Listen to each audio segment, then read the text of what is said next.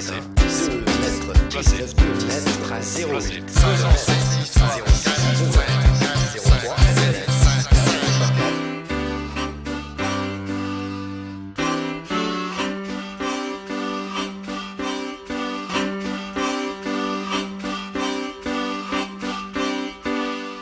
Lesquels d'entre vous veulent essayer de faire des remarques aux camarades qui sont au milieu?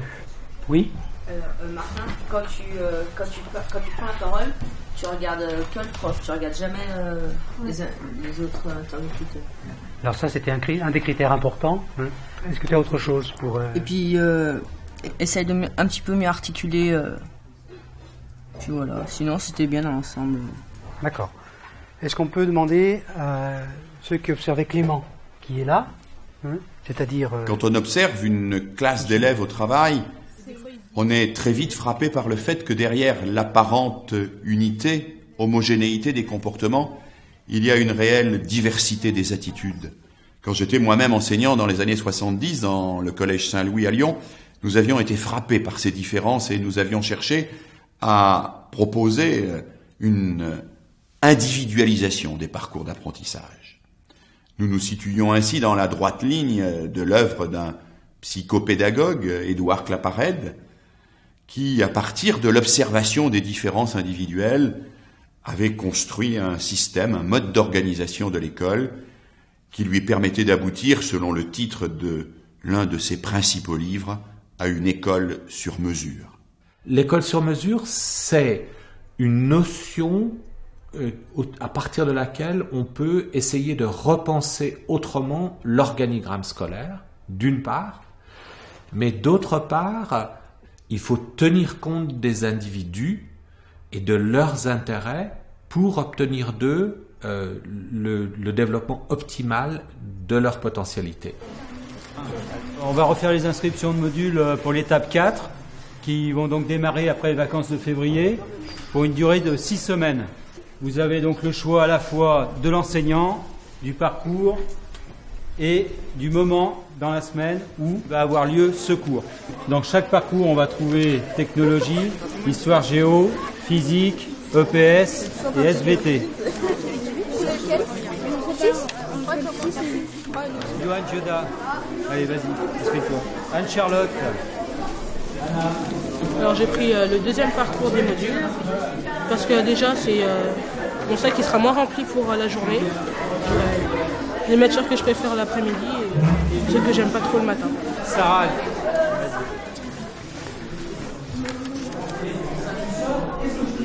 Jimmy, Mayette. Le 6, il n'y a plus de façon que. Mais non, il n'y a plus de place, ni dans le 8. C'est pas grave, il n'y a plus qu'histoire ensemble après. Les critères de choix changent suivant les périodes. Je peux donner un exemple. On a travaillé le théâtre avant les vacances de Noël. Les élèves ont choisi en fonction de 3 œuvres de Molière différentes et ils ne savaient pas quel était le prof. Donc les inscriptions ne sont pas seulement des inscriptions profs. Les inscriptions, alors en français, dans d'autres disciplines c'est d'autres critères. Pour nous, il peut y avoir la thématique, par la façon de traiter la thématique, il peut y avoir le prof, il peut y avoir l'œuvre, il peut y avoir aussi l'œuvre et le prof, il peut y avoir une combinaison. Né à Genève en 1873, Claparède est tout jeune médecin lorsqu'il publie une petite brochure qui va devenir au fil des éditions un imposant traité, psychologie de l'enfant et pédagogie expérimentale. Il y prend position de façon très polémique pour une éducation centrée sur l'enfant, sur ses intérêts, sur son activité. Toute éducation, dit Claparède, doit être une réponse à un besoin exprimé de l'enfant. C'est là ce qu'il nommera la véritable révolution copernicienne, nécessaire dans la pédagogie. La psychologie de l'enfant permet d'identifier ce qui favorise le développement de l'enfant, ce qui favorise son intelligence, ce qui favorise ses apprentissages. Comprendre tout cela, c'est pouvoir mettre en œuvre des pratiques pédagogiques qui vont précisément avoir des chances de mieux réussir avec les enfants.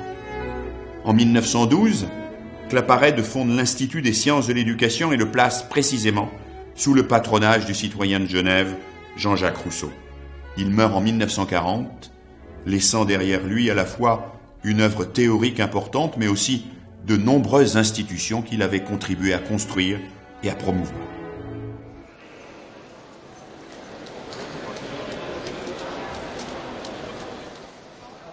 C'est cet institut du début du siècle qui a donné naissance à la faculté actuelle de psychologie et des sciences de l'éducation. Et parallèlement, donc Claparède a créé cette petite institution qui était la Maison des Petits et qui, elle, alors sans changer de nom, a perduré jusqu'à nos jours.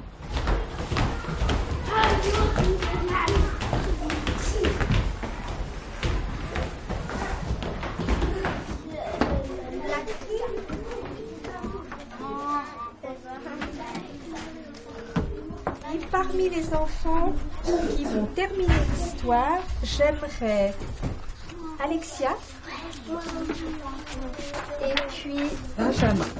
Et les autres, vous viendrez, mais dans un petit moment. Il n'y a pas de possibilité de différencier un enseignement sans une démarche préalable qui est une démarche d'observation. C'est une question d'attitude de s'intéresser à la façon dont chaque petit groupe d'élèves acquiert ses connaissances. Et ça va demander, que ce soit, je crois, au primaire ou au secondaire, un investissement de la part de l'enseignant. Donc le mot dont tu as besoin maintenant, c'est pause.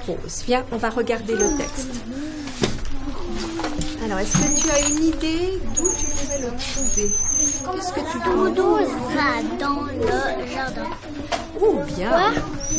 Tu peux lui relire? Doudou va dans le jardin. Doudou va dans le jardin. Et pause. C'est ça, pause? Tu penses que ça pourrait être pause? Ah non, c'est là. Ça? Tu me dis que c'est ça parce que ça commence par P.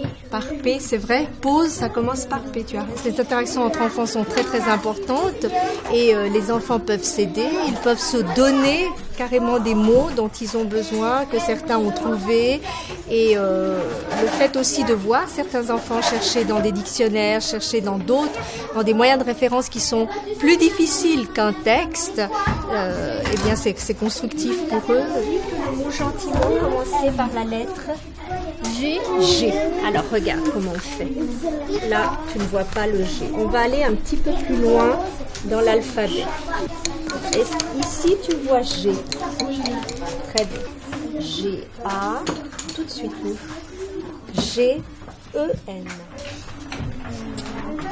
Cette activité-là permet justement à chaque enfant d'apprendre à lire avec ce qu'il sait déjà et de la façon qui lui est la plus personnelle et donc qui est la plus parlante pour lui. Est-ce que tu as l'impression que tu l'as écrit correctement? Ah non, il manque la petite. Pour moi, c'est très important d'être à côté d'eux à ce moment-là parce que je me rends compte du stade auquel ils se trouvent dans l'apprentissage de la lecture. Dans l'école sur mesure que Claparède s'efforce de réaliser et dont la Maison des Petits est un exemple, une expérimentation sans cesse en évolution, l'enseignant dispose d'une multitude d'outils. Le travail strictement individuel, individualisé, où l'enfant, sur une fiche, va progresser rigoureusement, seul. Le travail plus expérimental, où l'enfant va devoir résoudre un problème, surmonter une difficulté. Le travail par petits groupes. Le monitorat, où un élève va pouvoir enseigner à un camarade plus jeune ou moins en avance que lui. Les enquêtes, à l'intérieur ou à l'extérieur de l'école. Le travail documentaire, mais aussi, bien sûr, le cours de l'enseignant, qui a toute sa place dans l'école sur mesure, pour autant qu'il ne soit pas hégémonique.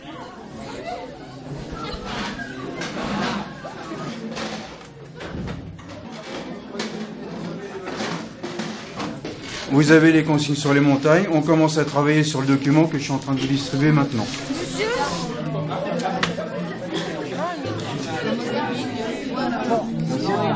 On nous donne une feuille avec des questions, où on doit suivre cette feuille avec des questions, avec un document, et puis le livre, on répond. Voilà. Puis quand on a besoin d'aide, on l'appelle, et puis on appelle le professeur, il va nous aider. Donc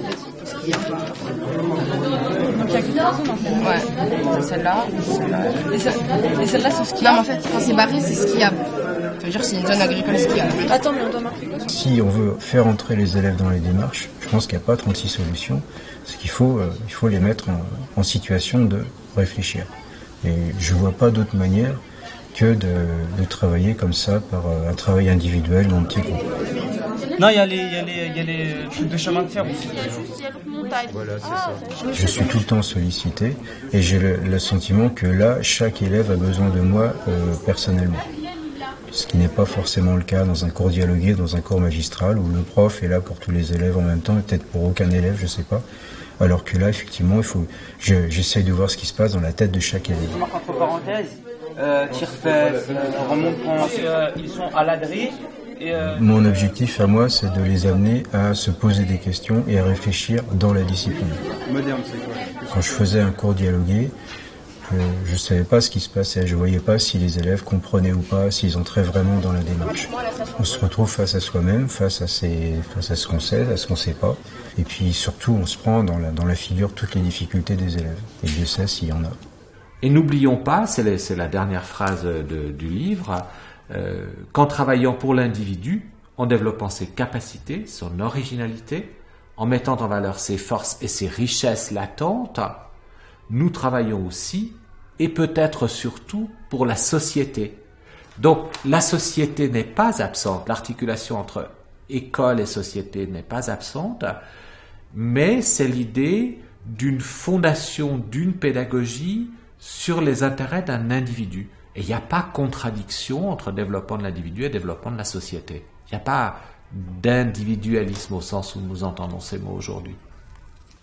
Claparède ne cesse de dire qu'il faut respecter les différences individuelles. Mais faut-il vraiment respecter les différences individuelles ?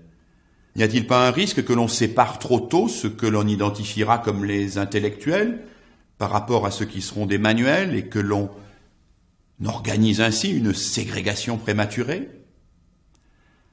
Ne peut-on pas concevoir une autre manière d'utiliser les différences, qui serait plutôt de prendre en compte celles-ci dans les trajets, dans les itinéraires, mais pour que tout le monde accède finalement aux mêmes objectifs. Et c'est le problème devant lequel le collège, aujourd'hui, se trouve confronté. Doit-on, parce que les élèves y sont multiples, différents, fabriquer des classes, des filières, adaptées strictement à ces différences et renoncer aux ambitions de la scolarité obligatoire pour tous ? Ou doit-on au contraire multiplier la diversification des parcours, mais en ayant toujours pour objectif, à l'horizon, que ces parcours doivent permettre à tous d'acquérir une culture commune nécessaire à communiquer, à vivre et à maîtriser le monde d'aujourd'hui. Lettre 19 de lettre à 08 5 6 0 5 ouvert.